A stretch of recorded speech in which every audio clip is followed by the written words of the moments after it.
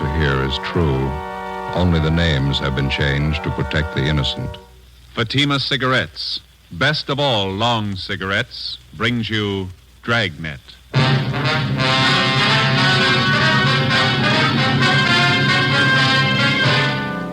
You're a detective sergeant. You're assigned a bunco detail. A gang of petty swindlers has set up operations in your city. They're experienced, cunning. They work fast. Your job, get them. You'll be amazed when you compare Fatima with other long cigarettes. You'll find they now cost the same. But in Fatima, the difference is quality. You see, Fatima is the quality king-size cigarette because it contains the finest Turkish and domestic tobaccos superbly blended. And Fatima is extra mild with a much different, much better flavor and aroma than any other long cigarette.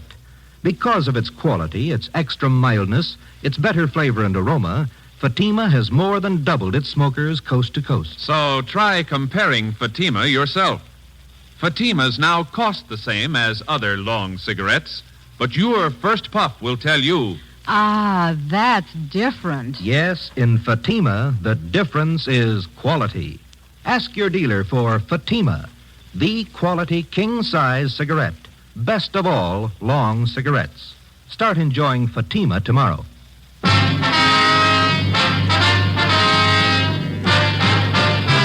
Dragnet, the documented drama of an actual crime. For the next 30 minutes, in cooperation with the Los Angeles Police Department, you will travel step by step on the side of the law through an actual case transcribed from official police files. From beginning to end, from crime to punishment, Dragnet is the story of your police force in action. It was Tuesday, December 14th. It was cold in Los Angeles. We were working the day watch out of bunco detail. My partner's Ben Romero. The boss is Captain McCauley. My name's Friday. It was 10:35 a.m. when I got to room 38. Bunco detail. Joe? Yeah, Ben. Joe, this is Miss Bergstrom. You talked to her on the phone last night? Oh, yeah, sure. This is my partner, Sergeant Friday. How do you do? Glad to know you. Would you care to sit down? Thank you. I was downtown, so I thought it'd be just as easy for me to come in and see you. Did you bring those things with you, Miss Bergstrom? Here they are. Wristwatch, pen and pencil set. Mm-hmm. Sure make them look nice, don't they? On the outside, yeah. Let me take the back off the watch for you. There. You can see for yourself, Sergeant. It's junk, not worth 15 cents. Charged me $48 for that watch. Said it was wholesale. He wasn't making any profit on it. Told me he was doing it because he'd known Harry so well. Watch only ran for a day, then it stopped. How about the pen and pencil set, miss? This is bad. Pen's just a shell, won't even write. Same with a pencil.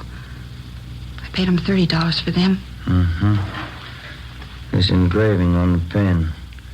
With love from Harry. That's Harry's boy I was engaged to. That's how the man got me interested to start with. Came to my house and gave them to me. The watch and the pen and pencil. Said Harry had ordered them as presents for me. See?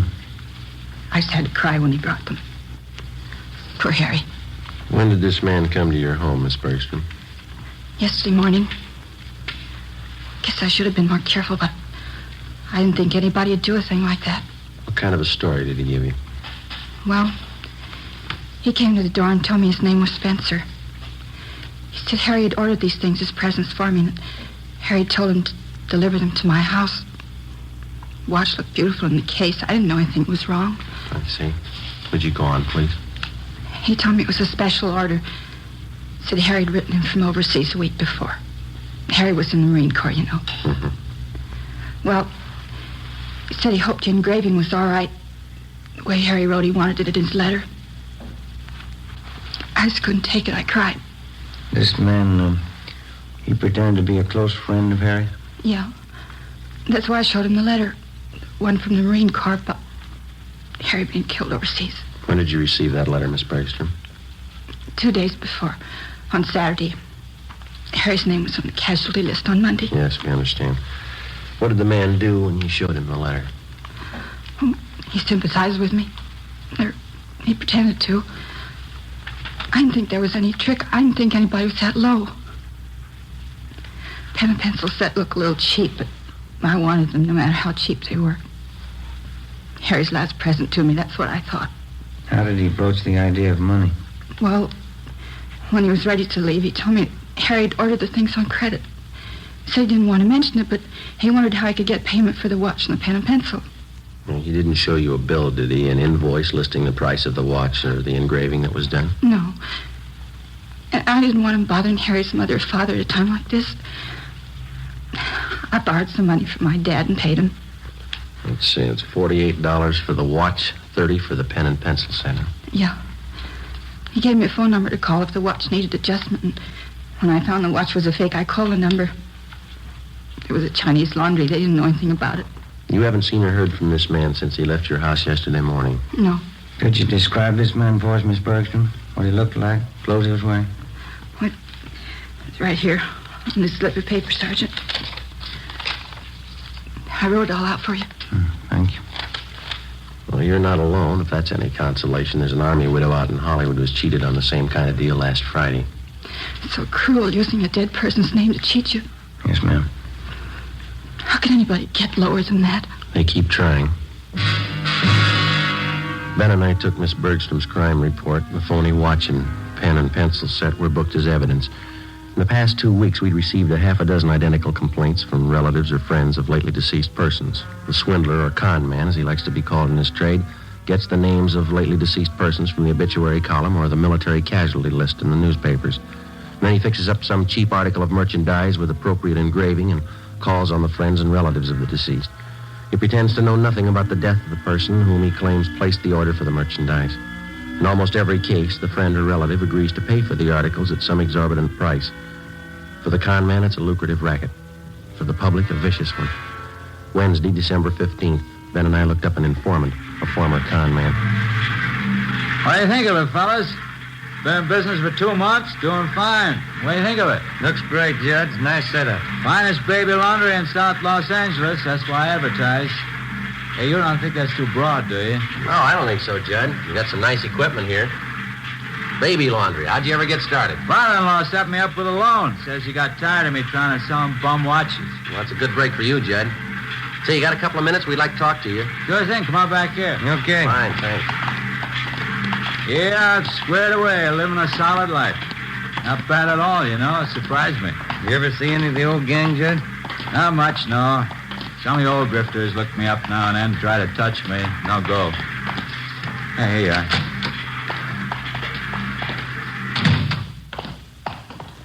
Pull one up. Yeah. Thank you. Okay, fellas, what can I do for you? Well, we'd like to know how close you got your ear to the ground, Judd. There's a gang of bunks in town. They're working hard. What pitch they using? They're working the obits, the casualty lists. Thought maybe you might be able to help us. I don't know. How long you been gone? Last couple of weeks. Had half a dozen reports on them. That's one thing they never could tap me for. Obituary racket. Lousiest racket there is. Can you do anything for us? I heard one little rumble about it. 4 or 5 guys in the con mob. That right? We know that, Judd. Where can we look for them? Now, you know my position. When I quit the game, I quit. The only contacts I make are when some of the old boys come around for a touch. Well, how much have you heard about the gang? What I said, there's 4 or 5 of them out of the Middle West, I think. You got any idea at all where we could start looking? Well, I can start checking for you. You nailed any of them yet? We've got to find them before we can arrest them, Judd. Yeah, well, as I say, when I quit the game, I quit. But maybe I can take a few soundings for you. Can't promise you anything. I'm strictly on the up and up. Okay, Judd. You know where to get in touch with us. We'll appreciate anything you can do. Yeah, well, you've helped me plenty of times, fellas. Wouldn't hurt a bit to tab that bunch. I'll walk out with you. Fine. I see you got all the machines going. Baby laundry business must be pretty good, huh? It's a staple commodity, fellas. Kids always need a fresh change. Just a minute. Yeah, look at this. Just look at the size of it. Yeah. You ever see anything so small in your life? It's cute, huh? Yeah, what is it? New kind of soakers, I think. Let's see the label here. Yeah, Mother Greg Super Soakers. Kids things, they sure give me a wallet, you know. Hey, we might as well check the office while we're here, Ben. Can I use your phone, Judd? Yeah, right over there on the wall. You got change? Yeah, thank you. I have.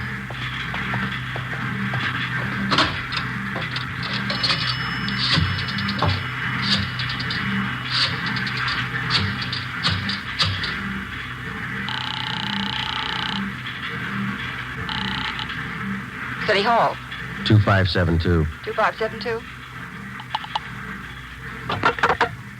Bunko fugitive, Bryant. Joe Friday, Tom. Anything doing? Yeah, Joe. Think we might have a lead on those bunks working the obituary racket. What do you got? They reached a woman in Highland Park. Where are you? Baby laundry. Oh. Well, it's a Mrs. Westerly. Her daughter was killed in an auto accident. Last night they came around and sold the woman a watch her daughter was supposed to have ordered. Also a necklace and pen and pencil set. $250. Usual junk. You talk to this Mrs. Westerly? Yeah, we took the report. The man's description, his M.O., the rest all match up. What's the lead? She watched the man when he left her house. Yeah? He got in a taxi cab. 10:30 a.m. While Sergeants Bryant and Ullery got out a broadcast on the suspect, Ben and I drove to the offices of the cab company where we contacted the special agent. He helped us check the way bills for the preceding night. On the way bill for cab 213, we found the trip listed. Starting point, the intersection nearest the Westerly home. Destination, a hotel on South Flower Street. We went to the hotel and interviewed the desk clerk. From the description we gave him, he identified the man as Fred G. Norris from Minneapolis. At least that's the way he'd signed the hotel register. The clerk told us Norris wasn't in. We had him show us Norris's room. In his suitcases, we found quantities of dime store costume jewelry, monogrammed, and 24 cheap wristwatches and wallets and handbags done in poor quality imitation leather. Also a portable engraving set. The clerk told us that Norris was expected back shortly. We told him to say nothing to the suspect when he arrived. We called the office and arranged for a stakeout at the hotel. Then we drove back to the office. 1 p.m. They told us Norris had been recognized from his description and picked up by Unit 17R on the way back to his hotel shortly before noon. Ben and I joined Sergeants Ullery and Bryant in the interrogation room where they were questioning the suspect. He looked about 40 years old, white, male American, about 6 feet tall, 170 pounds. He would admit nothing. Bryant kept questioning him. You're wasting our time on your own, Norris. Face it. You were playing a rough game and you lost. Now, how about it? You're going to feel pretty silly when you find out you got the wrong guy. Who do you work for, Fred? You can do what you want about investigating me. You haven't a thing to hold me on. There's no use wasting any more time. You got that list of victims? Yeah. These are the ones that tabbed Norris. Thank you. A couple more here, Joe. Thanks, Ben.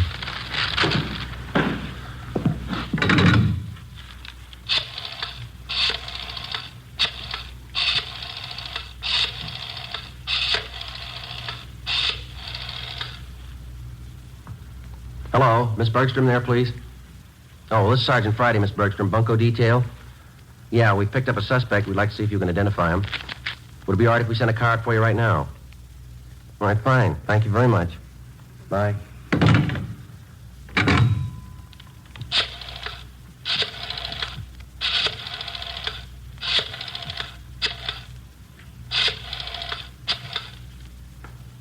Look, I can't sit here all day. I have business to attend to. Quiet, Norris. He's on the phone. Hello, Miss Cronin there, please. This is Sergeant Friday calling, Miss Cronin. Bunko Detail? Yes, ma'am, that's right. I'm sorry to disturb you, but we have a suspect in custody down here. Yes, ma'am? Hey, Sergeant. Could you come down to City Hall right away? Sergeant, Would you hold on just a minute, please? Thank you. Yeah, Norris. you got me. 2:58 p.m. We informed the victims that the special show-up had been canceled. Then we called in a stenographer and had her take Fred Norris's statement. In addition to listing the crimes he committed, he also told us that there were 6 men in the Bunko gang besides himself. He gave us the names and descriptions of each one of them. He stated that they'd been operating in Los Angeles for the past 4 months. Norris said that none of them had ever met the leader of their Bunko gang. The only contact they had with the leader was through one of the older gang members, a man by the name of Wesley Fisher. Before Norris was taken to Central Jail for booking, he gave us the address of the house where he had been living with the other gang members. Norris's information on the suspects was checked through R&I. We got one mate, Wesley Fisher. He had one prior arrest 2 years before on a grand theft charge, but he'd been released for lack of evidence. 3:15 p.m., together with Sergeants Ullery and Bryant and 2 men from Metro Squad, we drove out to the address given us by Fred Norris. It turned out to be a neat-looking bungalow in the West Hollywood area. Well, let's go.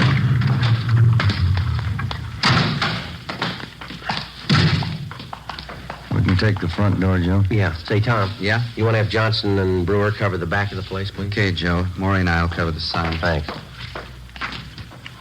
Well, let's go, man. Did you want to see the people who live there? Yes, ma'am. Do you want to check for the termites now? I'm Mrs. Callahan, the owner. No, ma'am. We want to see the tenants. I'm afraid you're a little late. Was that so? They just moved out, bagging.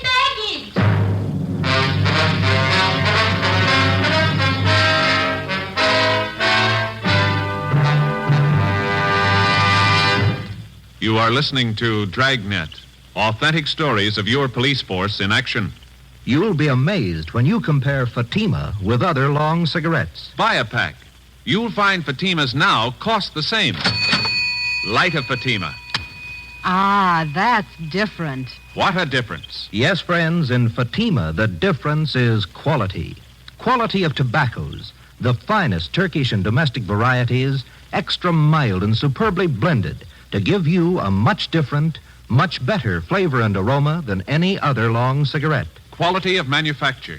Smooth, plump cigarettes, rolled in the finest paper money can buy. Quality, even to the appearance of the bright, clean yellow package, carefully wrapped and sealed to bring you Fatima's rich, fresh, extra mild flavor. Try comparing Fatima yourself. Fatimas now cost the same as other long cigarettes, but your first puff will tell you... Ah, that's different. Yes, in Fatima, the difference is quality. Ask your dealer for Fatima, the quality king-size cigarette. Best of all long cigarettes. Start enjoying Fatima tomorrow.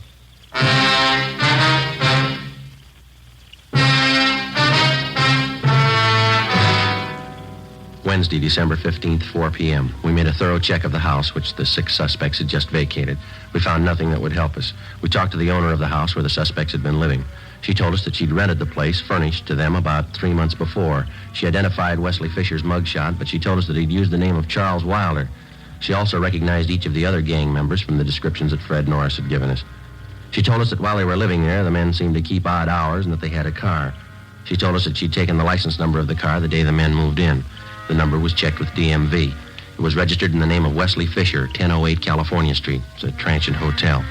The manager told us Fisher had moved about 9 months ago. There was no forwarding address. We got out an all-points bulletin on Wesley Fisher requesting that all occupants in his car be held for investigation of grand theft. Thursday, December 16th, 8 a.m. Oliver Ray Bryant, Ben, and I met with Captain McCauley. Where are they getting all this junk they're palming off? Where's their source of supply? The guy we picked up, Norris, told us they brought a good supply of it out with him from the Middle West. That hotel room Norris had downtown, they were using that for a warehouse. They didn't want to keep the stuff at the house they were living in. How are they hitting? Any possibility of stakeouts? No, not unless we cover every name in the columns. You might have to try it. Something's got to be done. Look at these. 2 more this morning, straight out of the obituary column. Took one family for $90. Another one for $60. How about that last run through the stats office? Help you any? They pulled some more mugs for us. I'm going to show them to the victims this morning. How about this Norris? You think he's come up with everything? We were up talking to him again at county jail yesterday. Didn't have anything new, Skipper. We dropped in at the sheriff's bunco detail. They've got one new case, same M.O. Description comes close to one of the guys. The victim was the father of a Navy flyer lost overseas. They sold him a gold watch chain that his son was supposed to have bought him for a present. Solid brass. The sheriff's men got anything new? We've been working pretty close with him. Nothing new. Excuse me. Bunco fugitive, Captain McCauley. I talk to Joe Friday. Oh, yeah, hold on. You, Friday. Oh, thank you. Yeah. Joe, this is Judd. Can you meet me out at my place? What do you got? Name Wesley Fisher mean anything to you? 8:30 a.m. Ben and I drove out and met with Judd at his home. He was still in his bathrobe when he met us at the door. He told us he had an important appointment downtown at 9 o'clock and he was in a hurry. We talked to him while he shaved. Hope you fellas don't mind. Can't miss this date, lining up some new business, you know. It's all right, Judd. Go right ahead. Yeah, I gotta move fast on these things before they cool, you know. Well, works the same with us, Judd. What's the story? Well, I don't know what's worse. Brother Max called me this morning. You remember my brother Max, don't you? No, I don't think so. He works at the Pink Parrot Bar in South Main. When you were in to see me the other day about those grifters you want, I gave my brother a tumble on it. Told him to keep an eye open. Now, hand me that towel, will you? Oh, yeah. Here you go. Thanks. They're all steamed up. What'd Max come up with? Well, he's night bartender at the Parrot, you know. Now, last night he spotted a couple of guys at the bar. Had some day-old newspapers. Uh-huh. They were sitting there with the papers turned to the obituary column, checking off names, writing down addresses. Max is pretty sharp that way. Spotted him right off. Lousy razor. Does Max know these two men he spotted? No, not by name, but he knew that one of them lived in the hotel next door to the bar. When the hotel night clerk came in for a beer, Max asked him about it. He tabbed one of the guys as Wesley Fisher. Did he have anything on the other man? No, the clerk told Max he doesn't live at the hotel, but he spends a lot of time there with Fisher. Had he seen Fisher and this other guy at the bar before? Yeah, Max says they've been in before. Got lashed up a couple times. Mm-hmm. Say, would it be okay to contact your brother at his home, Judd? Sure. We don't want to contact him at the bar. Yeah, sure thing. Get you the address as soon as I'm finished here. He just moved. I see. I don't know. Hope I didn't get you guys out here for nothing. We appreciate it, Judd. Looks good. Seems to fit. That hotel down there, it's a hang-up, con man. Angles are all there. Let's hope Fisher is. 8:53 a.m. We arrived at the hotel on South Main Street. We checked with the desk clerk, who told us that Wesley Fisher had room 37. As far as he knew, Fisher was in his room. We got a pass key from the clerk and went up to room 37, where we found Fisher and another man. He identified himself as Raymond Breen, one of the gang members identified by Fred Norris. We also found a small supply of cheap watches and pen and pencil sets in Fisher's car. It was parked near the hotel, was impounded. We took both suspects back to the city hall. We questioned them separately in the interrogation room. Breen was first, but he refused to answer our questions. He was taken back to the squad room, and Wesley Fisher was brought in. Sit down, Fisher. Thank you. Guess you know why you're here. No, I haven't the least idea. All right, then we'll show you. Do you know Fred Norris? Fred Norris. Name sounds a little familiar. Can't quite place it. He places you pretty well. He says he worked with you and Breen up till a couple of days ago. That's so? Yeah. Says he lived with you in that bungalow out in West Hollywood. That's so. Norris, West Hollywood. When was that? 2 days ago, Fisher. Your landlady identified your mug. She even had the license number of your car. What's it prove, gentlemen? Proves you're lying.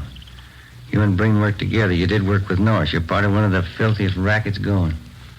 Gentlemen, you're making a bad mistake. No, there's no mistake, Fisher. Your picture's been identified by at least a half a dozen victims. Now, you can go on playing coy all you want, but we can prove that the pen and pencil sets that you sold some of the victims are identical to the ones we found in your car. I haven't any idea what you're talking about. Believe me, that's the truth. You wouldn't know the truth if it followed you, mister. Now, look, maybe you're great at conning old men and young girls, but don't try to pass any of it here. Now, just a moment, please. Now, you listen, you two-bit thief. I couldn't begin to tell you off for the rotten things you've been pulling off in this town for the past 3 months. That young girl who lost her boyfriend overseas, that widow out in Hollywood, the old man in Highland Park whose wife passed away. You must have felt pretty sharp cheating them out of a few bucks. Maybe you don't remember, mister, but we do and they do. And you're going to pay for them.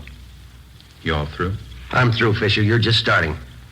I have nothing further to say, gentlemen. You can talk to my lawyer. We'll give him your new address. Yes. County jail. Suspects Wesley Fisher and Raymond Breen were booked and transported to the county jail. Both of them were positively identified by the victims. Warrants were obtained for the 3 suspects, Norris, Fisher, and Breen. They were arraigned and held to answer at a preliminary hearing on several counts of grand theft. During the next 2 weeks and through the Christmas holidays, identical complaints of bunco operations continued to come in. Friends and relatives of lately deceased persons were still being victimized. The gang's operations continued as usual. There was only one change. The crime report showed that a woman was now operating in the obituary racket along with the male suspects. Christmas came and went. On New Year's Eve, Ben and I were assigned to standby duty. A few minutes before 8 p.m., we got a call from the county jail that Wesley Fisher wanted to see us. Went to the 10th floor of the jail, the interview room. I'm not going to take all the heat. They're in just as deep as I am. If they can't do right by me, I'll square it up myself. I'll tell you everything I know. Go ahead, Fisher. What is it? Her name's Betty McGraw. She's the one you've been looking for. The whole idea was hers. She planned it out. She got everybody together. It was her show. Where can we find her? 213 Foster, apartment 8. Wesley Fisher gave a complete statement of all his crimes and also implicated the other members. He told us Betty McGraw was his girlfriend. She'd come up with the idea for the obituary racket. She gathered the men together for the job, and it had been planned that she was to stay in the background. In case of trouble, she would furnish aid to the gang members in the form of bail bond money and lawyers.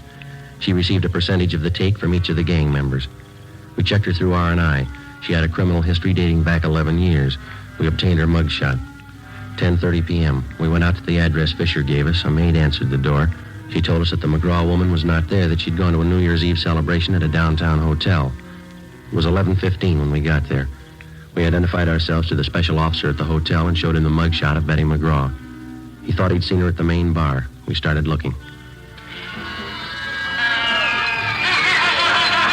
Sure do pack 'em in. Yeah. Say, excuse me, please. Can I get through here? Thank you. Sorry, excuse me. Hey, Joe, over this way. I think we can get through. Okay, do you see her yet? No, they're jammed in there. I can't see a thing, but... Hey, wait a minute. Yeah. Can you see down at the end of the bar there? Where? In the black dress? Oh, yeah, that's her. Would you let us through here, please? Excuse me. Sorry. Joe? Right behind you. Is your name Betty McGraw? Is your name Betty McGraw? Sure, I'm Betty McGraw. I don't know you. Who are you anyway? Police officer. We'd like to see you outside. Outside? I'm staying here. This is where the party is, right here. Let's go, lady, outside. Is there a bar outside? I didn't know there was a bar outside. Okay, Ben. Come on, Lenny. I don't know you at all. I'm not going with you. There it is. Happy New Year! Happy New Year! No use trying to get through this. We'll have to wait. Yeah. Well, Happy New Year, Joe. Yeah, same to you. Maybe next year we'll have it off. I don't know why. I always cry when I hear that song. No reason, I just cry. Yeah? Every year, they play it and I cry. No reason at all. You got one this year, lady. Come on.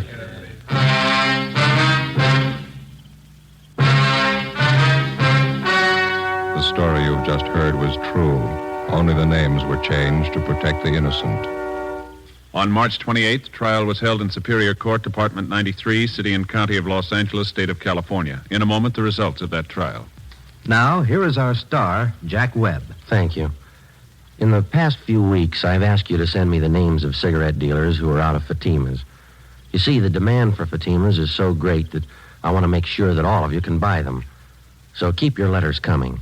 If you find a dealer fresh out of Fatimas, let me know and we'll have something done about it. Write your dealer's name and address on a card and mail it to me, Jack Webb, Post Office Box 951, Hollywood 28. That's Jack Webb, Post Office Box 951, Hollywood 28. Now for you, Mr. Dealer. The coming holiday season will find new thousands insisting on Fatima quality. So step up your order for Fatimas tomorrow. Get in on the increasing demand for the quality long cigarettes.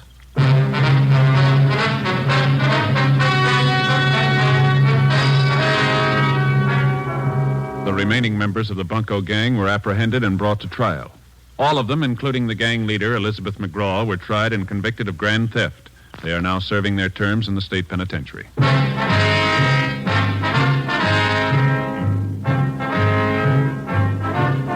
You have just heard Dragnet, a series of authentic cases from official files.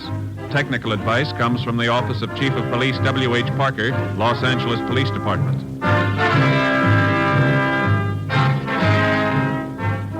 Fatima Cigarettes, the best of all long cigarettes, has brought you Dragnet, portions transcribed from Los Angeles.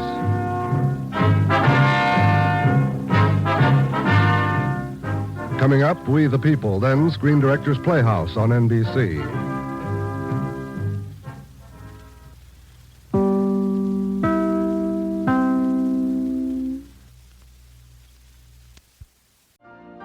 You've been listening to the OTR Gold Network.